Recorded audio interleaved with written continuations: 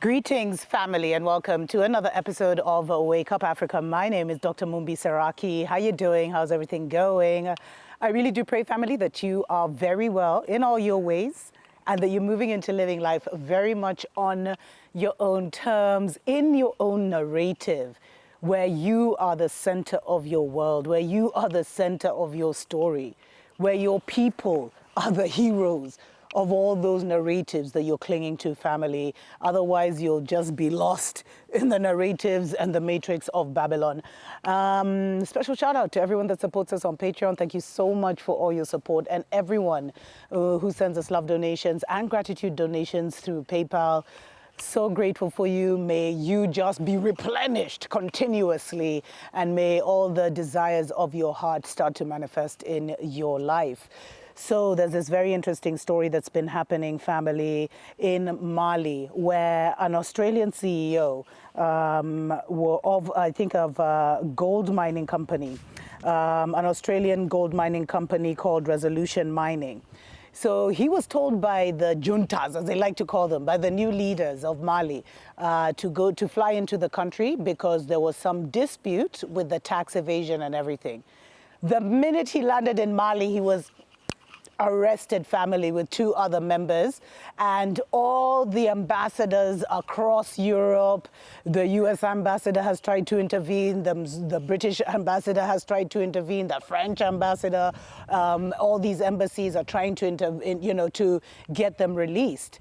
But they have actually been told, they have actually now agreed to pay $160 million to help resolve a tax dispute after the Western nation detained the company's CEO and two other employees. So it's the equivalent of 152 million euros, family.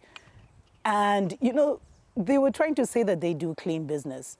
But a lot of the mining that has been happening in the motherland has been pure exploitation in partnership with corrupt local leaders, where they were even maybe sometimes only declaring a certain amount of what they were mining. In other situations, they would declare like a product that is of less value than what they're actually extracting. There's other mines, family, where they would say, like here, there was one called base titanium, where they say they're removing titanium. But for all of us who know, where there's titanium, there's aluminum, there's others, but uranium and things like that. So who knows what they were taking? And they would literally take all the soil out. Anyway, long story short, Babylon has been so used to doing bad business because of our sellout leaders. But what is happening in Mali today shows you what it means when you actually get someone who is a patriot, who is a nationalist, who puts their country first and is not willing to take maybe $1 million and forsake $162 million and maybe even way more that is owed to the nation as a whole. And what we're seeing happening in Mali is what is going to become commonplace across the motherland. And it might not even be the leaders themselves, family, but the citizens are going to become increasingly more vocal about being exploited. And it's going to make the Western nations shy. Like just the other day, they found a massive, like a mountain in the Congo, literally collapsed. It looked detonated, but I don't want to, And as it collapsed, all this copper started to show up. And immediately, that it went viral. What also went viral is make sure the Chinese don't come, the Chinese and the US and the Brits don't come steal it. Keep the Western armies away. Oh, now we're going to see the army saying they need to occupy that area and it's, insecure. So it's like, even if they've bought a few politicians, or they think they control our army, or they control certain leadership, they will not be able to control the voice of the people. And the voice of the people is the voice of God. Because the voice of the people is going to have the power to stop Western nations from exploiting Africa, as they are also using that voice to put in place the right leadership that understands when we win, I win bigger than when I try and win myself. And all of this, you're going to see a transformation in the way Mzungu companies do business on the motherland, if they are to survive. And that is only for this transitional season. Because within the next 10 to 20 years, Africa will be the only one mining in Africa.